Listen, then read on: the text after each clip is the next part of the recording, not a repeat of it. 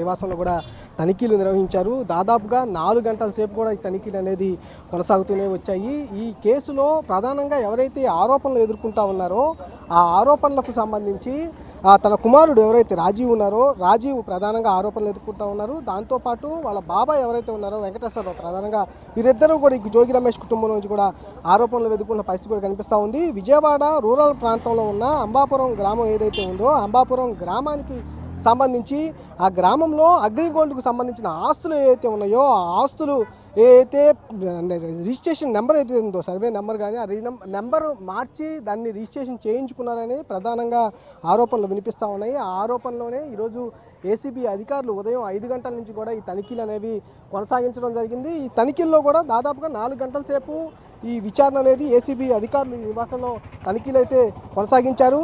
దీంట్లో ప్రధానంగా ఏదైతే జోగి రమేష్ కుమారుడు ఎవరైతే ఉన్నారో రాజీవ్ను ప్రధానంగా ఏవన్గా కూడా చేర్చినట్టుగా కూడా మనకు తెలుస్తూ ఉంది. ఈ నేపథ్యంలోనే ఈ రాజీవ్ని కొద్దిసేపు క్రితమే ఇక్కడ నివాసంలో నుంచి కూడా పోలీసులు ఇటు అదుపులోకి తీసుకొని ఇక్కడ నుంచి ఇటు అక్కడ కార్యాలయానికి ఏదైతే ఏసీబీ కార్యాలయము అక్కడ విజయవాడలో ఉన్న బస్టాండ్లో ఉందో ఆ కార్యాలయాన్ని కూడా తరలించడం జరిగింది. ఇక్కడ నుంచి జోగి రమేష్ కొద్దిసేపు క్రితమే దీనికి సంబంధించి కేసుకు సంబంధించి మొదటిసారి నేను మీడియాతో మాట్లాడుతూ ఉన్నాను. నా కుమారుని కావాలని టీడీపీ ప్రభుత్వం ఈ ఎన్డీఏ ప్రభుత్వం కక్షగట్టి అరెస్ట్ చేస్తూ ఉన్నారు.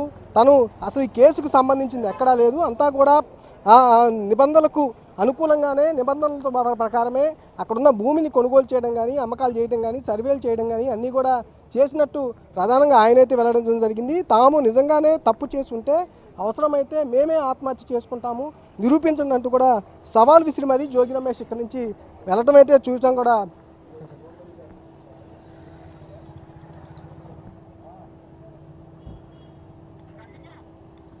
ఇది ప్రధానంగా చూసుకోవచ్చు. దీనికి సంబంధించి ఏదైతే జోగి రమేష్కి సంబంధించి ప్రధానంగా ఆయనైతే తమ ఆరోపణలు అనేది కొట్టిపారేస్తున్న పరిస్థితి కూడా కనిపిస్తూ ఉంది. తమ బాబాయ్ కానీ వెంకటేశ్వరరావు కానీ ఇటు తన కుమారుడు రాజీవ్ కానీ చాలా సంబంధించి నిబంధనలకు అనుకూలంగానే అక్కడున్న భూములు అనేది కొనుగోలు చేయడం జరిగింది తప్ప ఎక్కడా కూడా నిబంధనలకు విరుద్ధంగా కానీ అగ్రిగోల్డ్కు సంబంధించి అసలు అది అనేది భూములు అటాచ్మెంట్ అనేవి సిఐడి ఆధీనంలో ఉంటాయి. అలాంటి భూములు అసలు ఎందుకు కొనుగోలు చేస్తామో వాటిని ఎందుకు మేము రాయించుకునే పరిస్థితి చేస్తామంటూ కూడా తీవ్ర ఆరోపణలు తనకు సంబంధించిన ఈ కేసుకు సంబంధించి మొదటిసారి అయితే జోగి రమేష్ స్పందించిన పరిస్థితి కూడా కనిపిస్తూ ఉంది. తమను కావాలనే ఇటు ఏదైతే ఆ రోజు కూడా చంద్రబాబు నాయుడు నివాసం వద్ద కూడా నిరసన తెలియజేయడానికి తప్ప మేము అక్కడ ఏదో దాడి చేయడానికి వెళ్ళలేదు, కావాలని టీడీపీ ఏదైతే ఉందో టీడీపీ ప్రభుత్వం ఎన్డీఏ ప్రభుత్వం కావాలని తమ పైన తమ కులస్తులపైన కక్ష కట్టి మరి ఇలాంటి దాడులు చేయిస్తూ ఉన్నారు, అక్రమ కేసులు బనాయిస్తున్నారంటూ కూడా ఇటు జోగి రమేష్ చెబుతున్న పరిస్థితి కూడా కనిపిస్తూ ఉంది. ప్రధానంగా చూసుకుంటే అంబాపురం సంబంధించి అక్కడ సర్వే నెంబర్ ఏదైతే ఉందో 87 సర్వే నెంబర్, ఆ సర్వే నెంబర్లో ఒక నెంబర్ చేంజ్ చేయించి 88 సర్వే నెంబర్ అనేది చేంజ్ చేసి అక్కడ ఈ రిజిస్ట్రేషన్ చేయించారనేది ప్రధానంగా ఆరోపణ అయితే వినిపిస్తున్న పరిస్థితి కూడా కనిపిస్తూ ఉంది.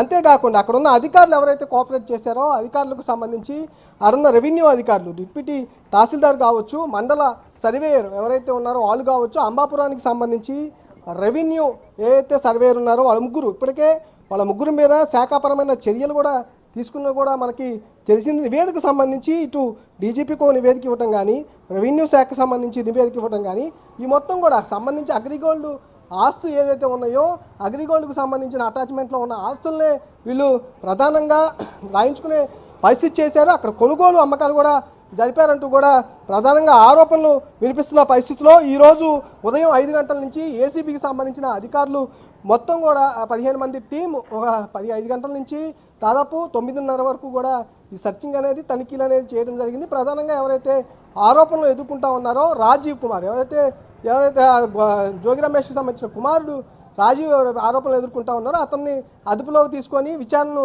మరింత వేగవంతం చేసేందుకైతే ఇటు ఏసీబీ అధికారులు కూడా చేస్తున్న పరిస్థితి అయితే కనిపిస్తూ ఉంది. మల్లికార్జున్, అలాగే A1గా జోగి రమేష్ కుమారుడు రాజీవ్ను చేర్చారు, A2గా ఎవరిని చేర్చారు, ప్రస్తుతం ఆయనను కూడా అరెస్ట్ చేసే అవకాశాలు ఉన్నాయా?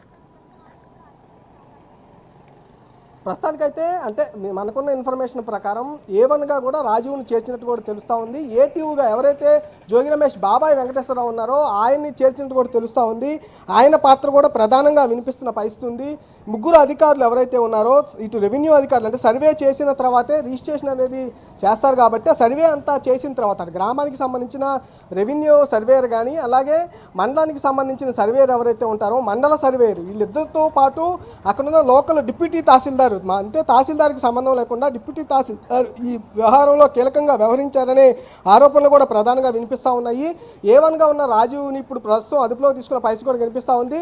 అట్లాగే A2గా ఎవరైతే అనుకుంటా ఉన్నారో జోగి రమేష్ బాబాయ్ వెంకటేశ్వరరావు అని ఉన్నారు ఆయన కూడా అదుపులో తీసుకునే అవకాశం కూడా ప్రధానంగా వినిపిస్తున్నట్టు కూడా తెలుస్తుంది. ప్రధానంగా ఈ కేసుకు సంబంధించి ఏదైతే అగ్రిగోల్డ్ ఆస్తులు రాయించుకొని అమ్మకాలు జరిపిన వీరిద్దరి పేర్ల మీదే ఎక్కువగా అమ్మకాలు జరిపారంటూ కూడా ప్రధానంగా వినిపిస్తూ ఉంది. వారిద్దరిని కూడా ప్రస్తుతానికి A1గా ఉన్న రాజీవ్ని అదుపులోకి తీసుకున్నారు. ఇప్పుడు A2గా ఉన్న వెంకటేశ్వరరావు కూడా అదుపులోకి తీసుకునే పరిస్థితి అయితే కనిపిస్తూ ఉంది. ప్రస్తుతానికి ఇక్కడైతే జోగి రమేష్ నివాసం వద్ద ఎవరైతే జోగి రమేష్ తర్వాత వాళ్ళ కుమారుడు ఉన్న నేపథ్యంలో కూడా జోగి రమేష్ కుమారుడిని అదుపులోకి తీసుకొని అక్కడికి కార్యాలయానికి అయితే తరలించడం జరిగింది. Right, thank you Mallikarjun.